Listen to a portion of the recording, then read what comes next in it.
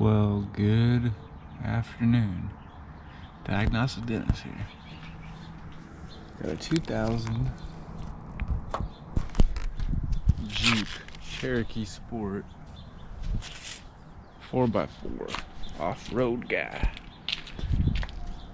Customer complaint or customer reason for bringing it in is he just had the engine rebuilt. Said pistons, piston rings, bearings, the whole shebang, head gasket and all that. And he's just not quite convinced it runs quite right now.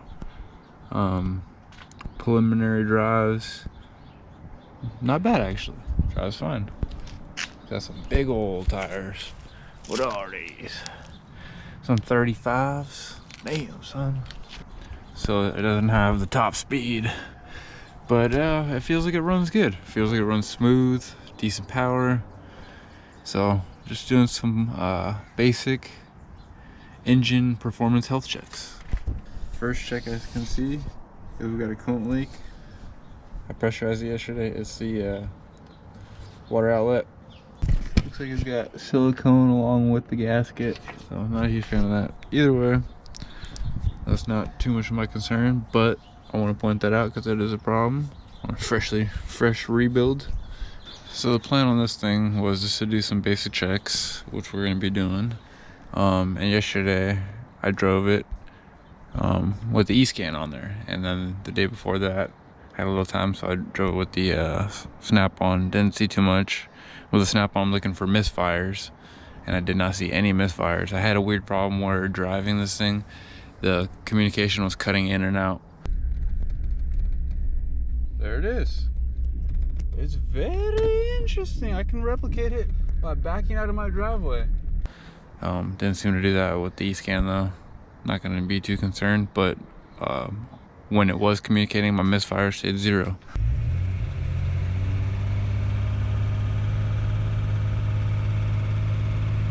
It's all zeros though.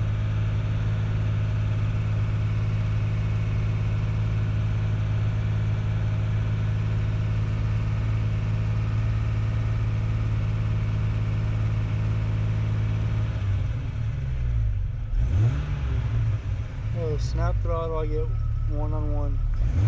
So, I'm happy with that. Didn't feel any misfires. And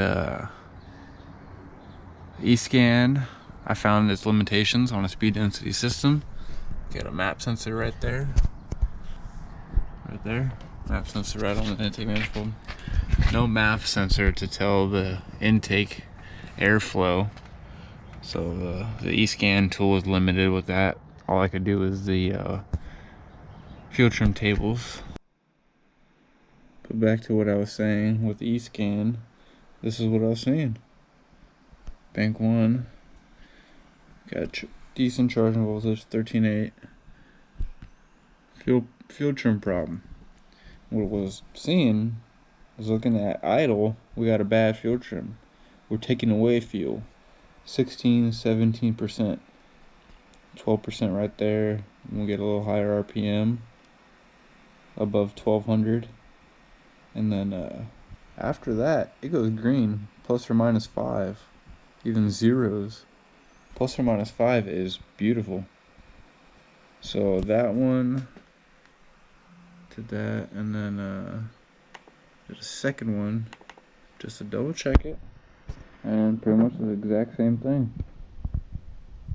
So we have a problem only at idle: excessive fuel or restricted air. And yeah, that's about it. At the top end, cruising speed and top end, we're all good. So back to the engine, which I almost forgot to say is the classic 4.0.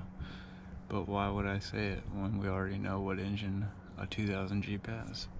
Anyways, so we're gonna check fuel pressure and vacuum.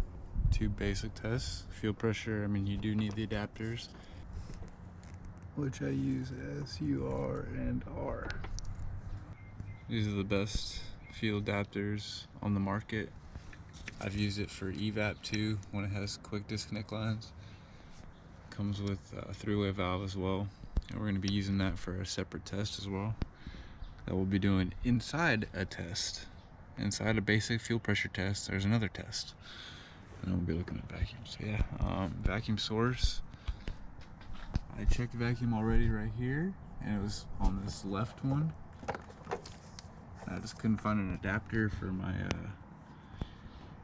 fittings to hold on to it, so I just went in here with the classic snap-on cone one. I always keep that on the gauge, just ready to go. So we're gonna start it up. We're looking for 49.2 plus or minus 5 psi. So about 50 psi of fuel pressure we should have. This is open, so let's start it.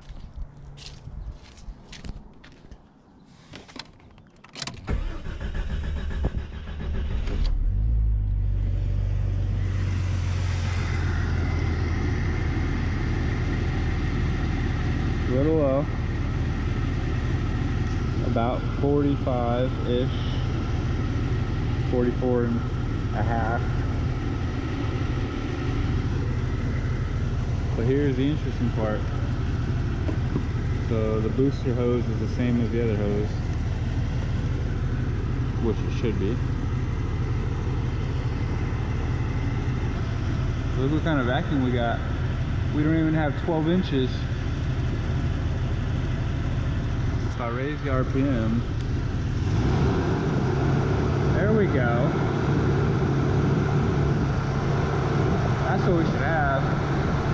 17 to 21 is a spec on any engine.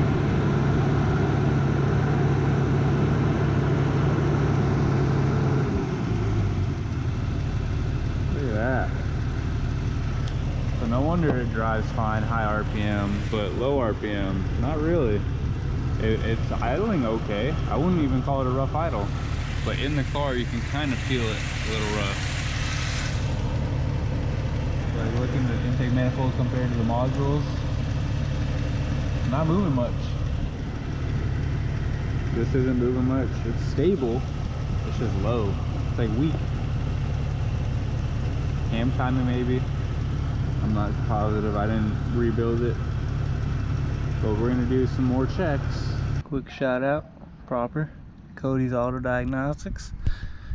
It's got a new design on his pressure pull sensor, 3D printed case where he's got like 2 hooks. And then you wanna hang those in the engine bay to avoid engine vibrations, because that will definitely affect your waveform. But you can also use it to tether it, hold it to the exhaust. Gotta get me a green one.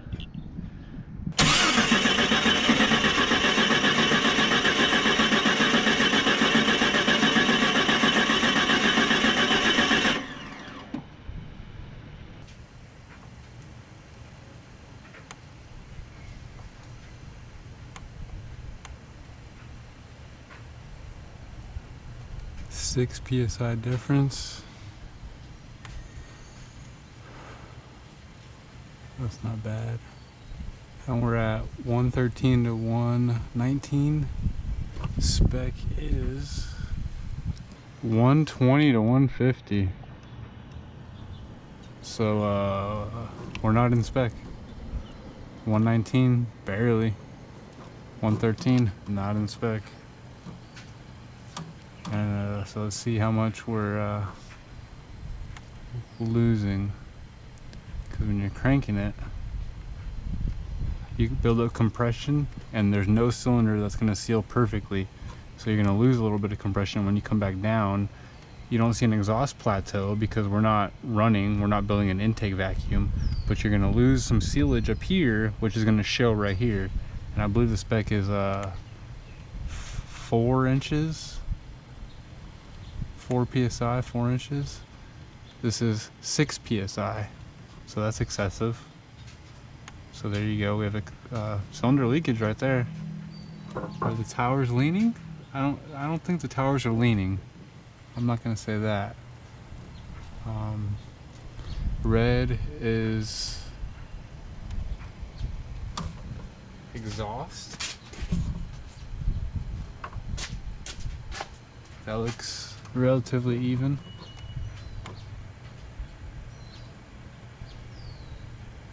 That looks weird, but it looks even. Intake though. Looks like we have an issue where I can see it in the intake. We got 2 weak poles. We got only really 2 strong poles, and then 2 weak ones. And the intake's right here, so this is probably the intake pole for this cylinder, probably right here. 0, 720, and then ruler. 1, 2, 3, 4. So right here, 360 would be the intake. A few degrees before intake, intake is opening, and then a few degrees after exhaust is closing, and in there you have your overlap. So you can see we have a little delay on the intake, but it pulls down right there. So whatever cylinders these are, we have weak intake poles. 1, 5, 3, 6, 2, 4. Here's cylinder 5, intake pole. So before that would be 1, 4, and then 2 and 6. So 6 and 2 have weak intake poles. Right here is going to be building compression right here, and the second it starts building compression, if we have an intake valve leaking, it's going to be leaking pressure into the intake manifold and causing a pressure in the intake manifold, and that would cause a weaker poles on 2 cylinders, as well as, let me get rid of these. Oh shit, what just happened? Oh no. Alright, here's back to cranking. What I think I'm gonna do is take off the WPS out of the cylinder, put it back to running condition, and I want to see if my WPS1 is contributing to any of this. Because all I gotta do, this was cranking, all I gotta do is pull the relay out, put that back in, and what I'll probably do is put the WPS on the dipstick so I can see crankcase pressure, and then crank it again, and I should see at one of these cylinder sinks. This is cylinder 5 ignition, this would be compression, this would be exhaust.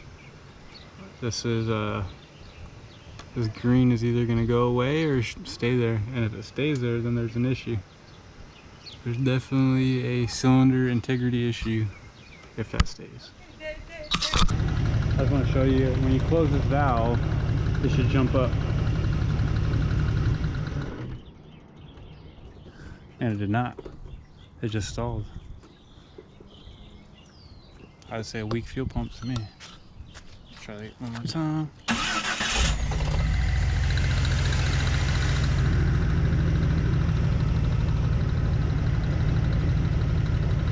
I'm just doing it close and turn it back on, but I got no change. Close. I don't like that. Fuel pump max pressure test fail. Normally, let's say you're 40, should jump up to 60 to 90. Some sort of increase. Return the system, for sure I would expect to see something. Any system should, but. So while it's under 1 off, I just want to check compression on that one compared to that 5. I'm gonna do those manually because my top's dead. Just want to see if there's a difference. I don't think there's going to be.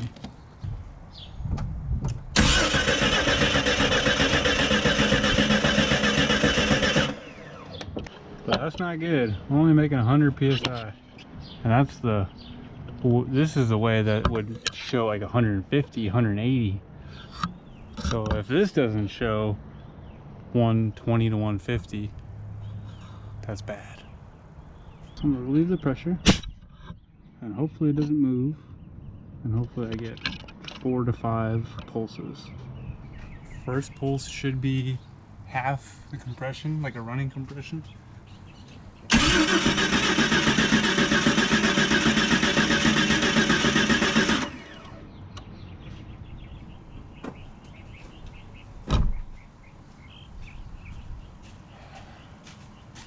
I think that was 6. Yeah, not even 110, dude.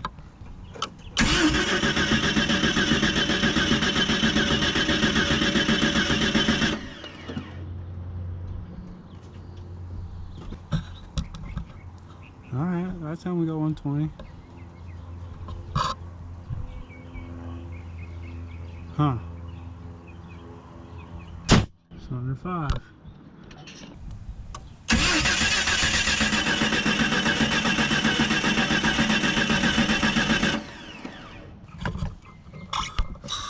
Again, that one is in the spec, but again, bare minimum. 120 to 150. You're at 120. Oof.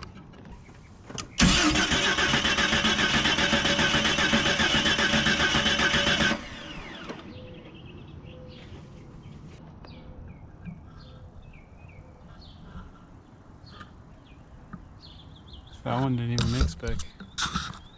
Oh man. Maybe this engine needs a break-in. But if it's like this after break-in, that ain't good. And just there we go. Oh, it's more flexible. Just so you're not worried about the coils. I'm going to tell the chart. Start the firing order with cylinder number 6. 6, and then it goes 1, 2, 3, 4, 5. Please raise your hand if it makes sense how this chart is. It's funny, I'm watching Brandon Steckler's class right now while doing this. I did this one and 5, but I want to do them all again. Just document them all. 114.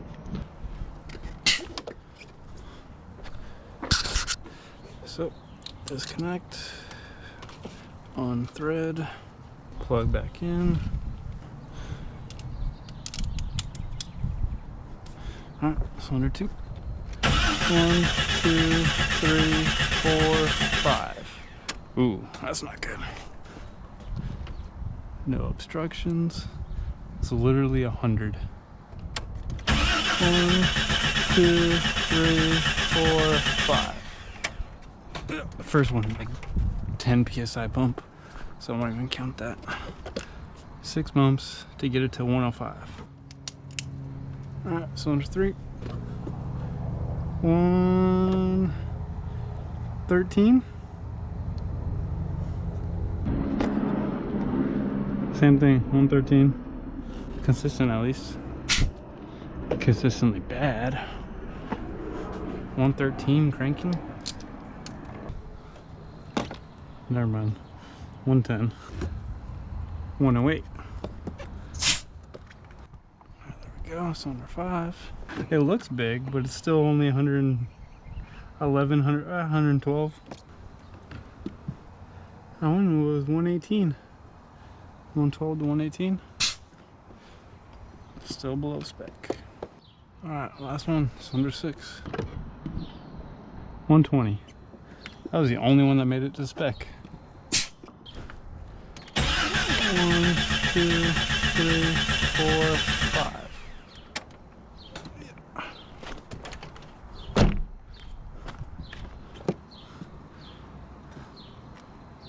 119. Just below. Alright, that does it for the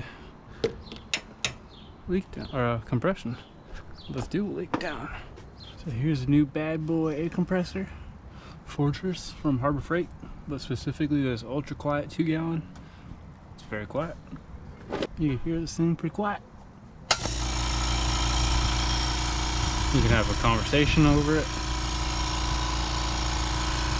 There's like 160, I believe, and then there's a coupon for 130. The universal style, U style. Because I like this one. All I gotta do is it's like the Profts, whatever, the blue ones with the button. I can just push it on, and there you go. So I'm not on TDC though. That would help. I'm getting excited. What I was gonna say is what I usually do get this. It's a little TDC whistle, literally. Forget what brand. Innovative Tools, I think. But what I do is I put it on the tip of this, and boom, we got a whistle. Right there. So that's gonna be TDC that's coming up on right there. If you can see that, I'm at 0. TDC 1. Now I can put this back in. I can see the piston. And it's getting pretty close, and then I just look at the mark. What you want to look for right when you connect the hose, I look for the belts moving, so that means the crank moved. And at TDC it should not move.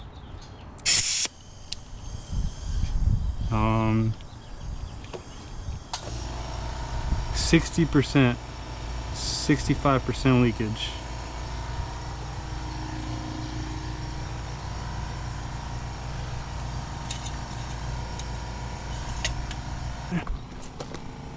Oh.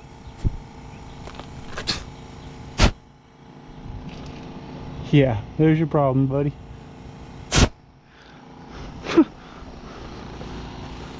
What's the max I can give it? 87. I'm just gonna go to 80. And at 80 PSI, we're holding about 10, 20, 30, 40, 50, 60, 70, 80, 90, 100. So we're at 80 PSI, we're holding about 10, 20, 33 PSI. You're going back to the engine builder, bud. Snug. And here we go.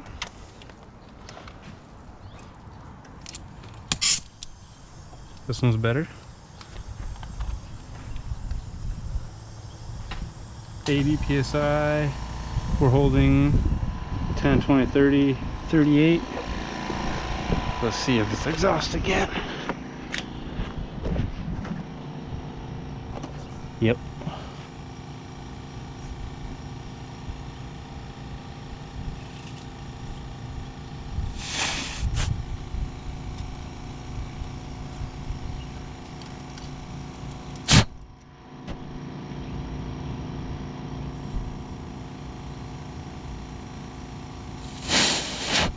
Clearly exhaust again.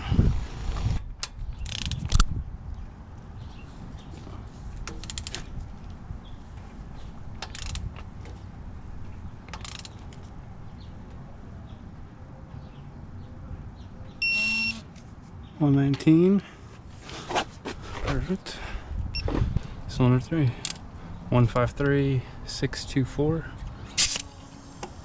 Ooh, 80 PSI. It's holding 10, 25. Kicks it on real quick.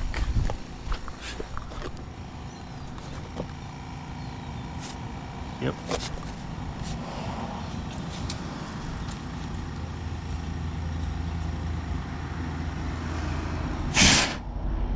Big leakage. Big leakage.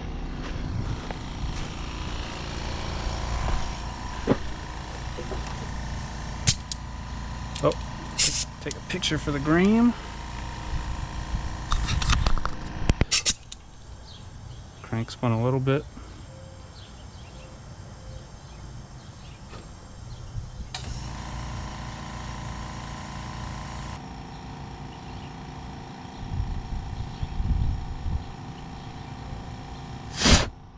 Exhaust. Belt didn't move, I'm good. That's all I care about. So at 80, we're holding, and the last one was 32, not 22. 10, 20, 32, 42-ish.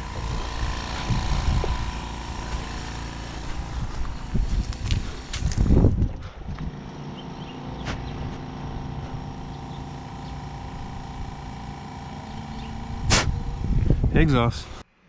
According to this, for compression tests using the Pico diagnostic software, first channel connected to the battery, second channel WPS. Got it. Pressure, use a pressure transducer. We're at 4 liter, 4,000. And sure, cylinder volume, it's less than that. 6-cylinder.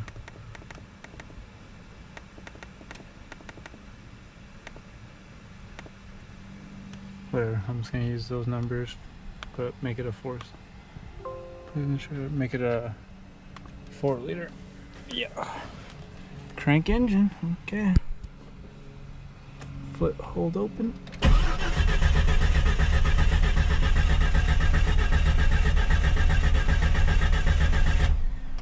Boom. There we go. That's a good one right there for visual. Oh no, it's a 6-cylinder, damn it. Oh, that's cool. Boom, right, dude, this is awesome. Cylinder 116. I'm showing lower than that, but also showing lower than these numbers. But that's compression ratio, okay. Okay, what's dude, really you gonna make me Google compression ratio on a Jeep? 8.8. So I'm gonna do this one more time.